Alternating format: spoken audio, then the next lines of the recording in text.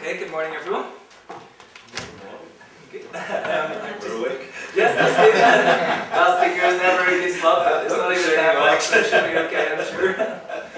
Yes, as Adrian says, I'm just going to talk briefly about our engagement with the Investor in Innovation Programme and a little bit about the journey that Cherry Plastics Group Cherry Pipes have went along, and I hope you'll find it interesting.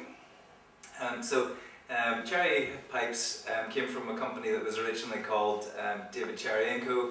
We made concrete drainage pipes down in Tullyrowan, down near Dungannon, and the company was founded in sort of '69, round about then. At the start, for maybe the first 20 or 30 years, the company wasn't terribly innovative. It made concrete pipes, it did it well, and it sold to the local market, and everything was rosy.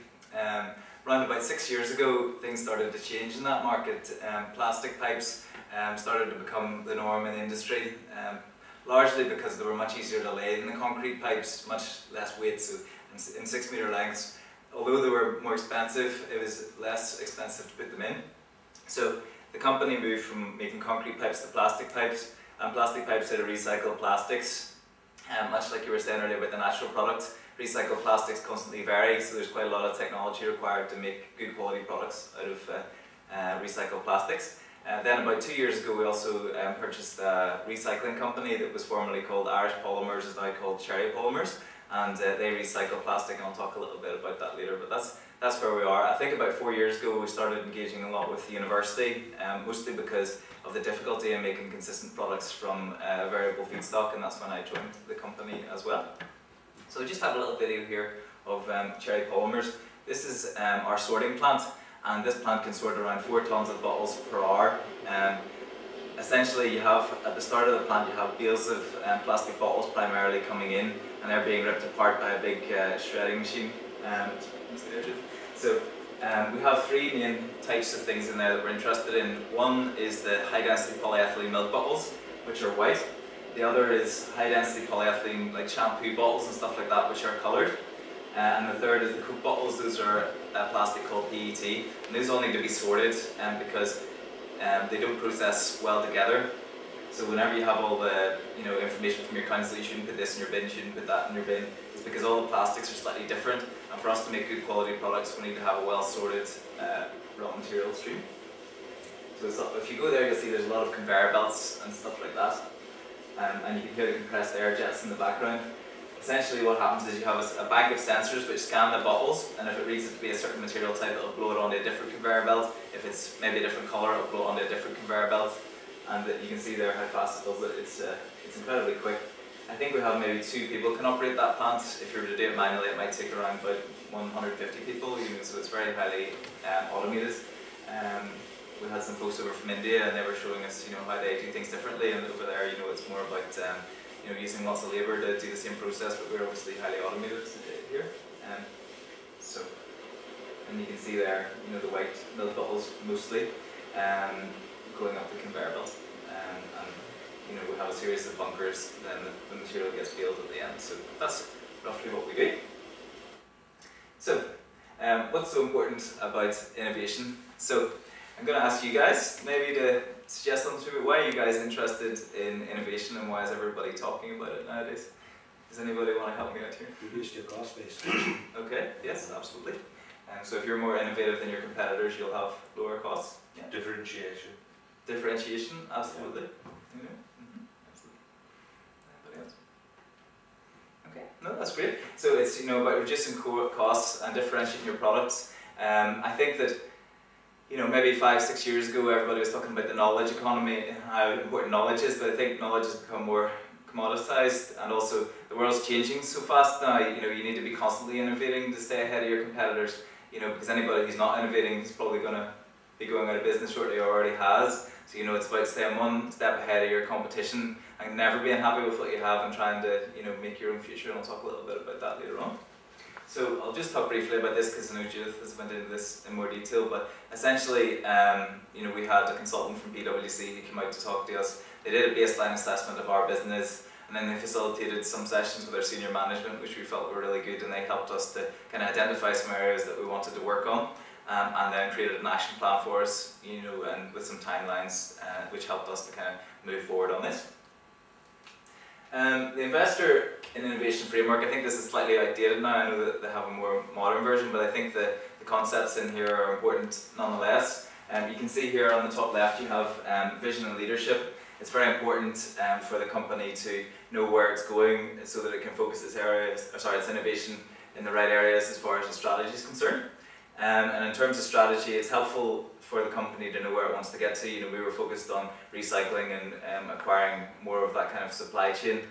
So, you know, if you're going to be in 2 years doing a certain process, now is the time to start thinking about, you know, how you can innovate and how you can create new processes to improve upon what you can get just off the shelf.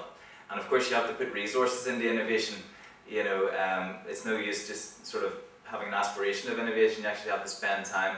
And in my experience, innovation is mostly just a lot of hard work. You know, it's not some sort of bolt in the bathtub moment. You know, it's you know, about doing hard work and sort of doing the right things, and then the innovation should come.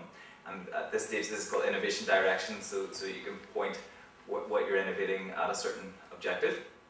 At the bottom here we have processes, so you need to have good processes for innovation. This can be, you know, how you ideate and create ideas. It can be how you measure market opportunities, but it's good to have formalized processes when you're talking about innovation, so that you can constantly be improving those and you can see if things went wrong, where they went wrong.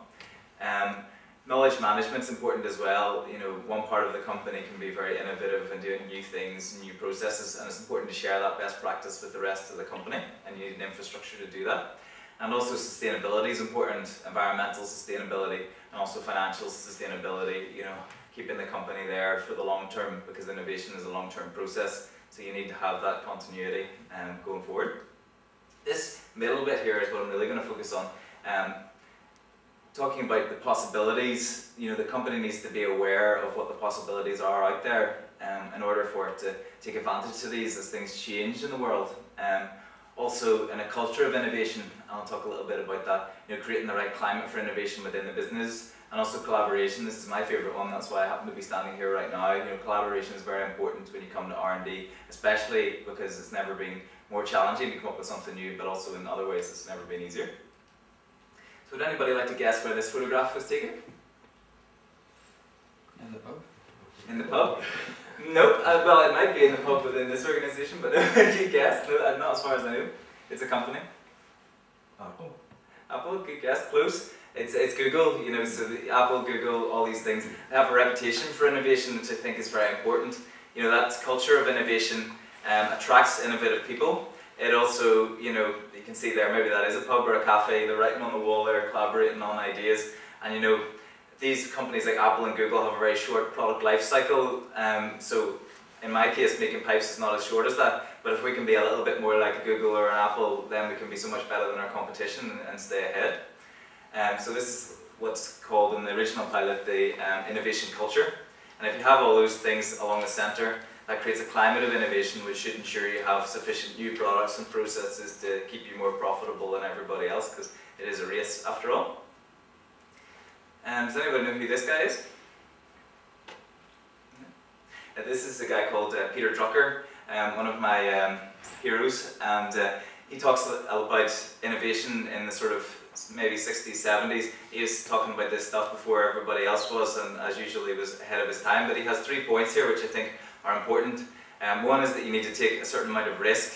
He has a great saying that you know, people who take big risks have about 2 major mistakes per year. People who don't take big risks have about 2 major mistakes every year. So, you know, the idea is that whether you're taking risks or whether you're not, it's still a risky business, so you might as well get out there and take some risks. Also, he suggests that you should create your future. You know, he says that you can't predict the future, but you can create your own future. So it's about making your current processes and products obsolete as fast as possible, preferably faster than your competitors, so that then you'll be ahead of the game. You know, if I can make drainage pipes obsolete tomorrow, that would probably be a good thing, because then your competitors will always be trying to catch you up. And finally, he says that organisations have 2 main functions. One is marketing and the other is innovation. So you need to know what the market wants, and you need to be able to innovate more efficiently than everybody else, and again, that'll help you stay ahead of the game.